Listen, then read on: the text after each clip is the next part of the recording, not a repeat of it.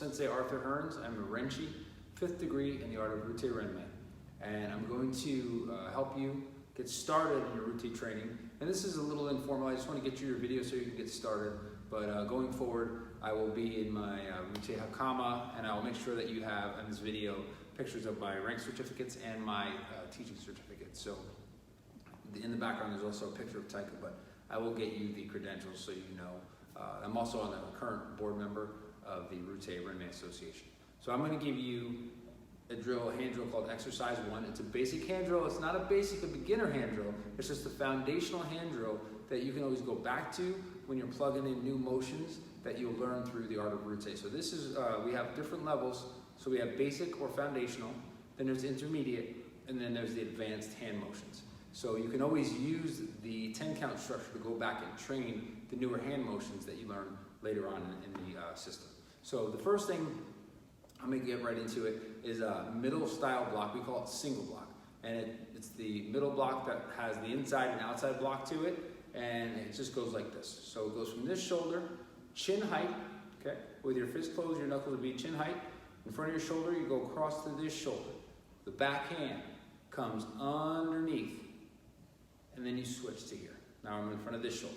So that's just what we call single block. The chamber is unique in Rute. It's a little different. It's a high chamber like you see in some of the Okinawan styles. It's not at the hip. It's not above the hip. It's actually slightly in front. The wrist falls on that divot on your rib cage underneath your pecs. Right where there's a little dip in, where your watch band would be, sits on that. Don't press your hand against there in this manner. You want to have your hand a little bit off your body, but your wrist is just resting there. And Taika said, if you're standing natural and you don't do anything in your arm and you just bend it, that's where it goes. So it's a natural spot that you would put your wrist in your chamber. So, and also when you do, I'll show you later, when you do the punches, instead of pulling back to the hip on the punch retreat, if you're actually punching, you fold or bend your arm instead of pulling. And he said that's more natural and it's quicker. So we chamber at this spot. There's other uses for it, which I'll get into later. But this is your single block and exercise 1.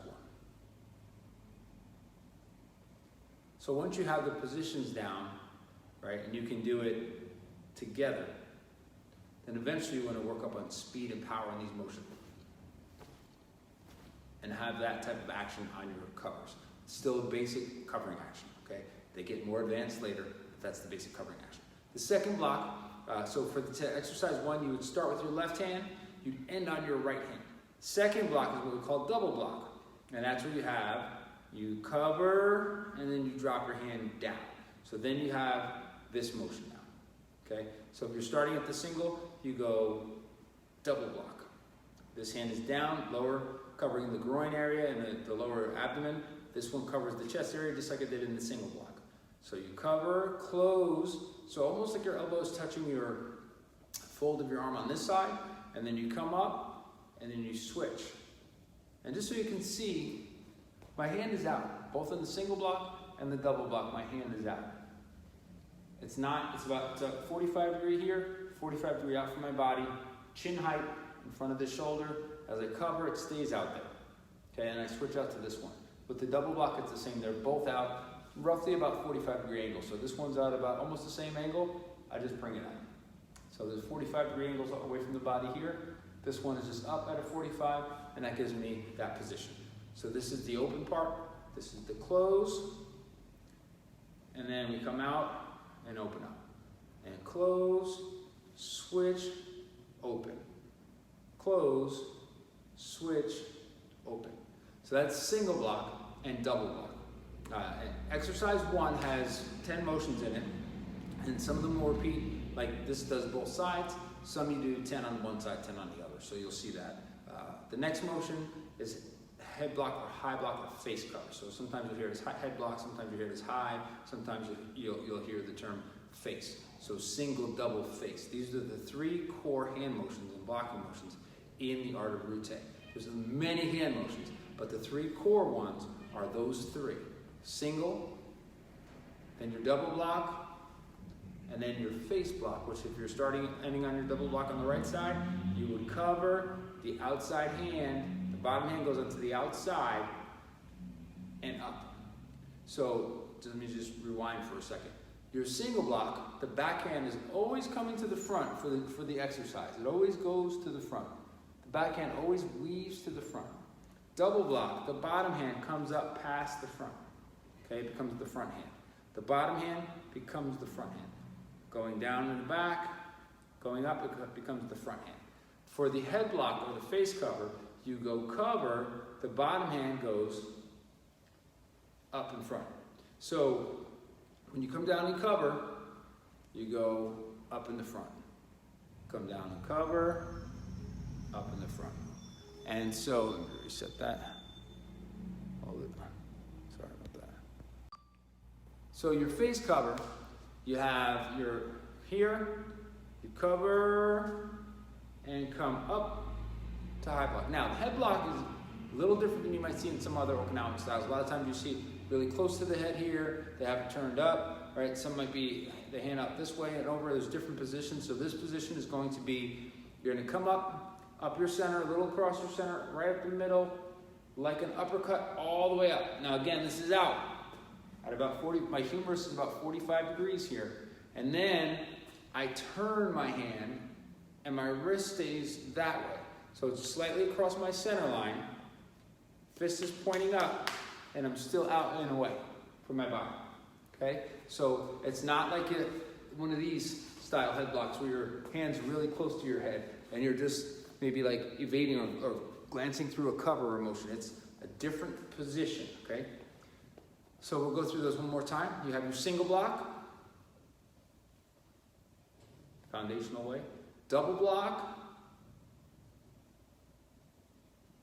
and then face cover.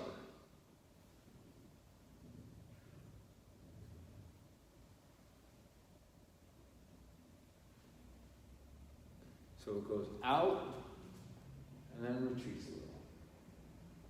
Out and recoil back. Slight recoil. Out and back. And you're in this position.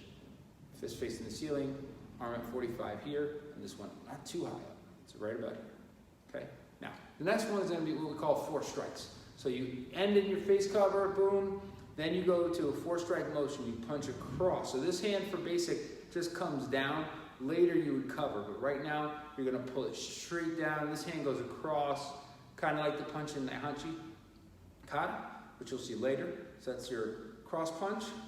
Then it goes outward to a single block motion over here to the side, which is in line with your leg. And in this exercise, you usually do it all in a horse stance.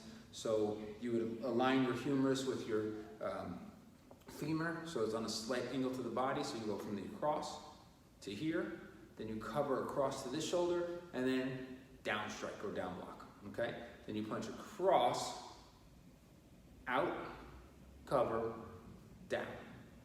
Punch across, side cover, cover across, down. Now, these moves have many uses.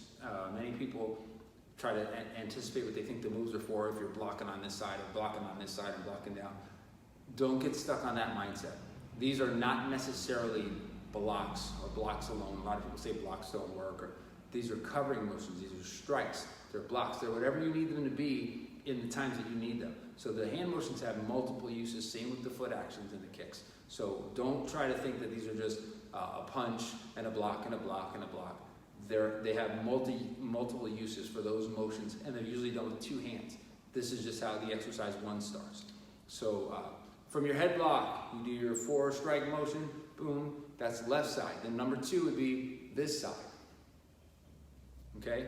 The next thing after this is, and I'll show you this one, is called block punch.